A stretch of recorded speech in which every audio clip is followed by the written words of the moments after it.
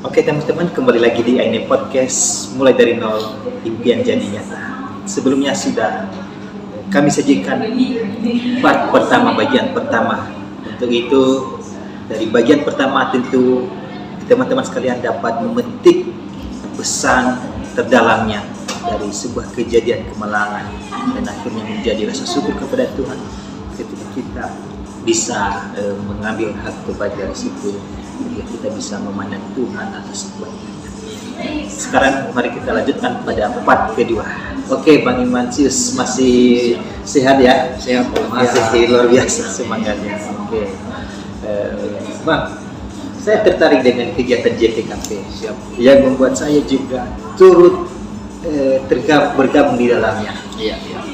Saya agak sangat bangga sih di awal-awal, saya sangat tertarik dan menginspirasi kegiatan ini dari mana ya? Kok bisa se-booming ini teman-teman ini melakukan kebaikan-kebaikan? Maka dari pelosok berbagai latar belakang mereka mampu mendekati mereka. Bagaimana awal mulanya Bang Imansius memulai gerakan? Ya, sebenarnya kalau organisasi JPKP sudah 2015 sudah Januari 2015 sudah berdiri. Jadi kita bergabung itu bulan Maret 2015. Aktifnya itu sebenarnya bulan 7. Jadi saya sebagai visi. Jadi awal mulanya sebenarnya JPKP ini saya anggap satu organisasi yang lebih memprioritaskan kegiatannya di sosial. Makanya pada 2015 itu saya lebih tertarik sama kegiatan seperti itu. Memang banyak ormas-ormas ya, banyak kita lihat teman-teman juga. Saya lebih mempertahankan JPKP karena JPKP ini adalah jaringan pendamping kebijakan pembangunan. Jadi di segala sudut masyarakat, kepentingan masyarakat bisa dari pendidikan, dari sosial, dari kesehatan, dari bagaimana pemberdayaan masyarakat juga. Jadi saya melihat bahwa ini bisa terbuka. Mungkin kalau UKP, kalau organisasi khusus itu berat juga kita bisa dalam di situ. Jadi itulah sebenarnya awal-awalnya saya bisa masuk seperti itu. Kenapa? Karena ketika juga ada organisasi, ada akses untuk melakukan kegiatan-kegiatan. Nah, awalnya ini JPKP ini kami bersama teman-teman, ada memang mereka masih aktif sampai sekarang, ada juga yang sudah berhenti. Lalu ketika ini sudah kita jadikan satu akses untuk menjadi berkat sama teman atau sama warga-warga, maka kami lebih prioritas ke kegiatan sosial. Orang yang kanker, tumor, orang yang membutuhkan perhatian seperti anak-anak kurang mampu, di bidang kesehatan juga mana tahu ada fasilitas kesehatan yang tidak bisa dijangkau oleh keluarga tidak mampu. Jadi di dunia pendidikan juga mana tahu ada keluarga tidak mampu tapi tidak dapat perhatian seperti beasiswa anak sekolah, kebutuhan sekolah, seperti di sosial juga tidak dapat program-program bantuan sosial dari pemerintah pusat. Jadi kita dampingi juga ada beberapa aspek. Nah, kalau di bagian kependudukan juga atau ada kendala administrasi, kita dampingi. Tujuan kita memang langsung dampingi. Dari mana kekuatan hatinya, semangatnya ketika melakukan pendampingan? Karena sebenarnya jenis pendampingan itu sangat banyak. Ya kan saya lihat, saya saksikan sendiri. Powernya itu dari mana?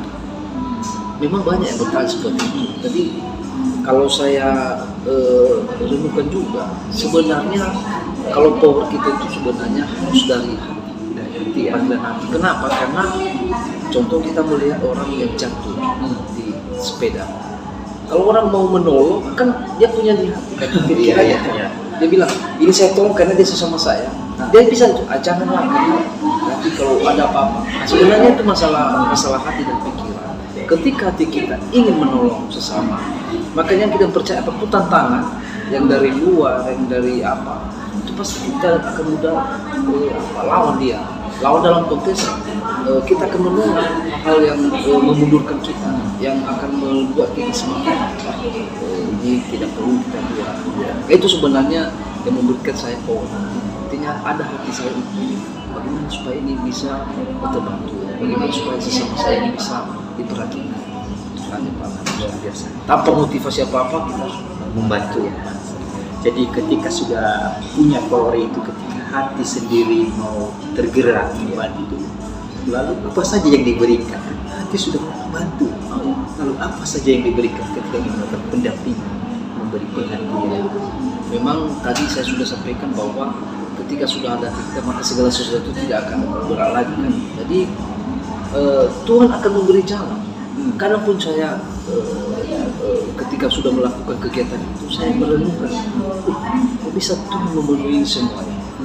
Kemarin kita bisa antar orang ke Medan, berobat, kita bisa antar orang ke rumah sakit, kita bisa buat meterannya seperti ini karena istrinya, kita bisa bangun rumahnya 5x7. Kok bisa seperti itu ya? Asupanya Tuhan juga memakai orang lain memenuhi apa yang kita niatkan. Mungkin dari Pak Abang Lembu juga, Pak Bas juga, dari Pak Giza, dari Bang Trimen, Bang Suman, semua akan digotong royongkan.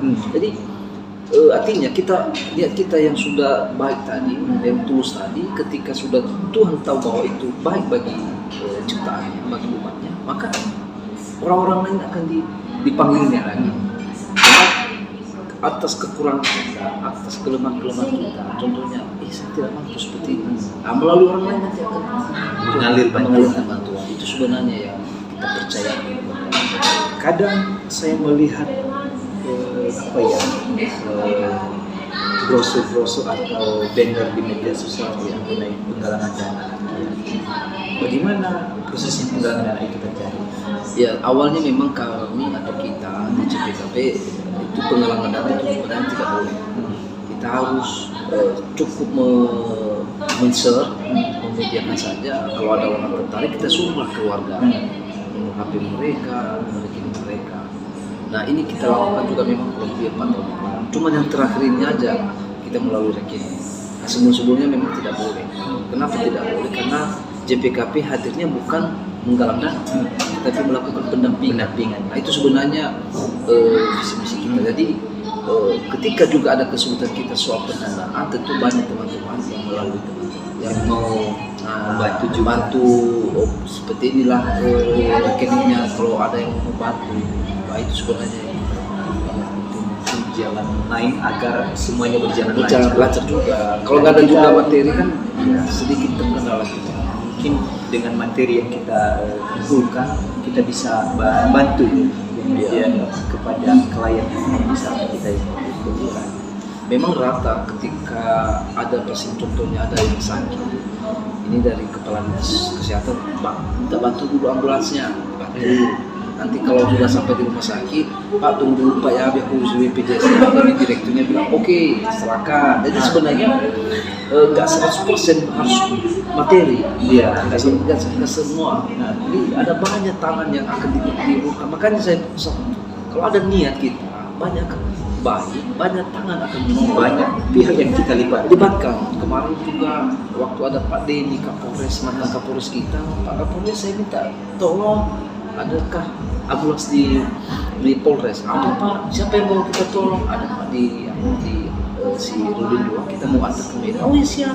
Gimana nih Pak? Nggak ada antigennya, surat COVID-nya. Oh nggak apa-apa, nanti di Polres kita kita akan dibawa lah di situ pasien-pasien kan. Nah, sebenarnya banyak tangan. Jadi orang kadang bilang itu Pak Korwil itu Pak Keto itu ambil uangnya di mana? Sebenarnya karena orang juga tahu bahwa yang kita buat ini baik, pasti ditolong orang. Nah, kemarin ada orang yang ini yang barusan 2-3 hari yang lalu ada orang keluarga tidak mampu mau melahirkan, tidak punya uang. Kita tolong lagi sama puskesmas, sama kadisnya, sama kabitnya, dinas kesehatan bagaimana seperti ini. Oh tidak apa-apa Pak, kami akan keluarkan surat keterangan jaminan persalinan. Nah, seperti itulah yang kita buat. Kemudian dari kegiatan-kegiatan pendampingan justru otomatis membutuhkan waktu, pemikiran, materi tadi, dan juga tenaga. Bagaimana kita menjalankan semuanya itu? Istri di rumah, saya juga salut bahagia sekali ketika Tuhan memberikan seorang istri yang merelakan juga waktu kepada saya. Artinya dia tidak pernah menghalangi saya lah untuk berbuat seperti ini. Malah dia sering bilang kalau ada kegiatan sosial, kan saya juga izinkan sebagai seorang suami juga biasa juga dalam keluarga. Mak, saya mau kegiatan sosial setelah udah makan dulu, udah apa dulu semua. Malah baju saya apa yang mau kamu pakai setrika, dia setrika. Itulah Ada dukungannya. ada dukungan. Sehingga ini akan terus saya lihat akan terus berkembang ya. Ketika juga dari pihak istri juga membantu kita. Dan ketika kejadian kemarin di musibah itu dia baru lagi bahwa ternyata kegiatan sosial suami saya selama ini juga terbalaskan juga melalui uluran tangan lain-lain. Biasa aja. Iya, jadi apakah ketika melakukan kegiatan itu tidak mengganggu kegiatan lain? Ya, sampai sekarang tidak sampai sekarang tidak. Kenapa? Karena saya juga bisa harus bagi waktu. Seorang juga leader itu harus bagi waktu. Artinya ketika pagi sampai jam 9 jam 10 saya juga harus ke tempat usaha melihat juga dengan usaha apa yang kekurangan juga saya lihat. Lewat jam 10 barangkali saya sama anak-anak juga kerja saya baik. Mungkin kalau sudah janjian rapat dengan teman-teman JPKP organisasi lain gereja, tentu saya juga atur waktunya bagaimana kira-kira. Itu yang sebenarnya kalau banyak orang bilang saya sibuk seperti ini tidak bisa berbuat lagi, sebenarnya itu tergantung kita. Iya. Gimana kita bisa manajemen waktu kita dengan baik. Baik, dari semua kegiatan sosial itu, siapa saja pihak yang diikutkan ketika melakukan pendampingan? Termasuk Pak Madu.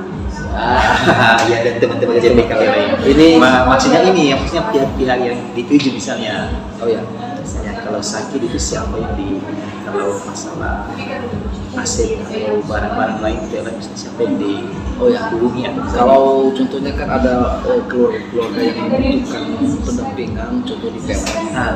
Tentu kita akan punya jaringan yang baik juga kepada PLN relasi.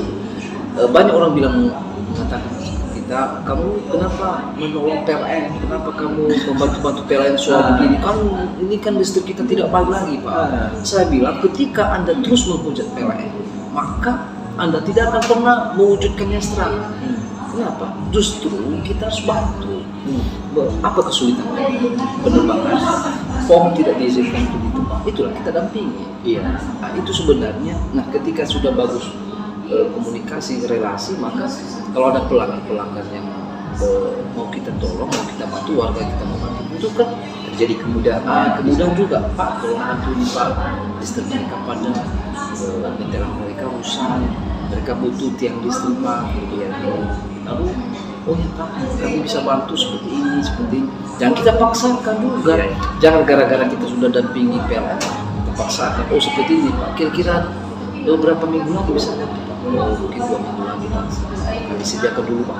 Sudah ada komunikasi yang baik. Sebenarnya dialog itu sangat membantu kita untuk meningkatkan kualitas kita juga. Jadi di pihak lain juga misalnya ada masalah lain di mana? Nah, kemarin juga ada banyak juga memang kita sudah dampingi. Ada keluarga broken home, ada pernah kita alami juga ya. Kita kadang-kadang pihak Kapolres juga, pihak Polres juga membantu kita. Ya, ada juga beberapa damping-damping lain, contoh di dinas kesehatan tadi, kepala dinas kita libatkan, lingkungan hidup juga kita libatkan. Ini sebenarnya orang-orang seperti itu harus kita bangun komunikasi. Iya. Kadang juga ada organisasi atau LSM yang selalu menghujat dulu, mewartakan yang kurang pas, kurang baik. Sebenarnya jangan. Kita memang boleh mengkritik mereka, tapi kita kasih solusi. Ya, itu sebenarnya yang lebih kita lakukan. Jadi yang terpenting dalam segala tindakan dan pendampingan itu dilakukan dengan baik. Ya, Bermitra dengan baik. berbeda dengan baik.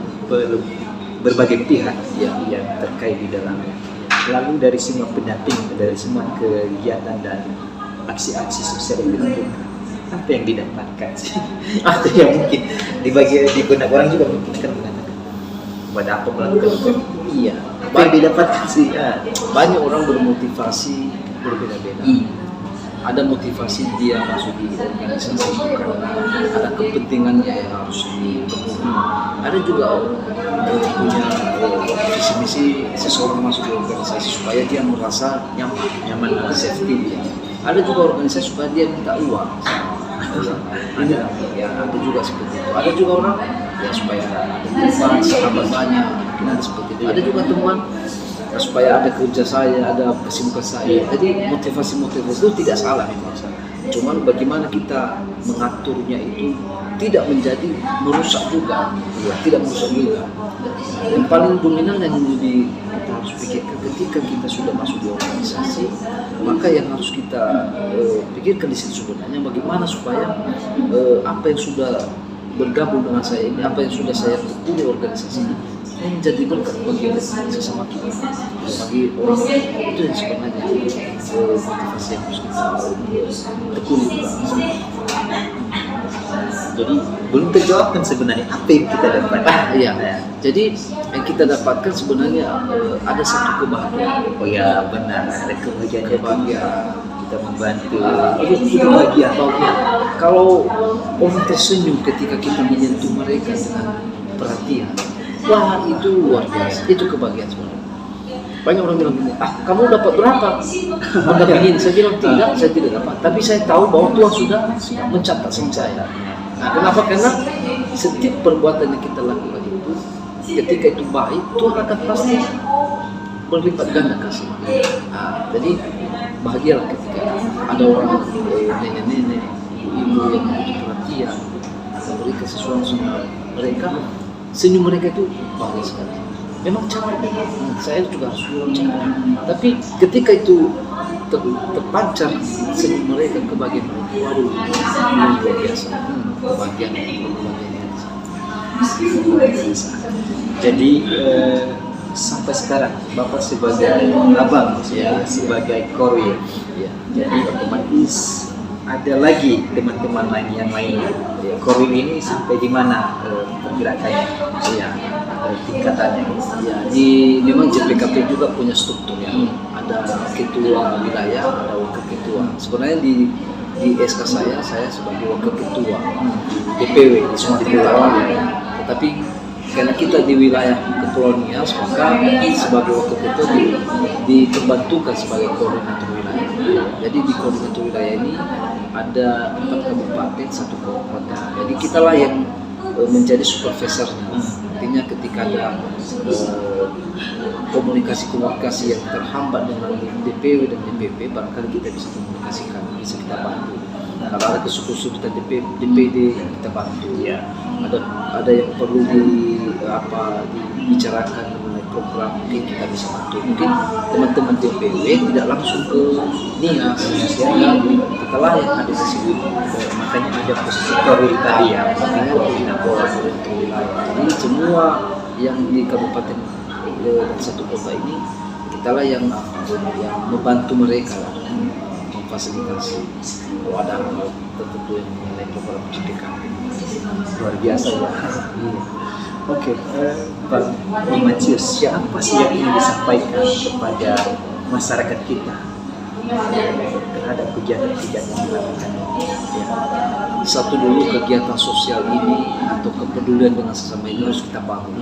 Memang saya melihat sudah mulai banyak organisasi dan sosok-sosok pribadi juga yang memberi perhatian kepada sesama. Kenapa? Karena ketika banyak orang yang peduli dengan sesama, maka saya yakin dan percaya orang-orang yang mengeluh, orang-orang yang tidak mampu itu akan hilang dengan sendirinya. Walaupun sehebat apapun program pemerintah, kalau dari warganya tidak peduli dengan sesama, maka tidak akan bisa selesai persoalan dalam persoalan daerah kita. Jadi contohnya sudah dimulai banyak orang berbondong-bondong melihat orang yang tidak mampu. Tentu orang yang tidak mampu itu kan tidak mengeluh lagi, karena ada orang yang peduli. Ini yang sebenarnya kita bangun supaya bukan hanya JPKP yang peduli, bukan hanya orang-orang yang peduli, tetapi ada banyak yang peduli.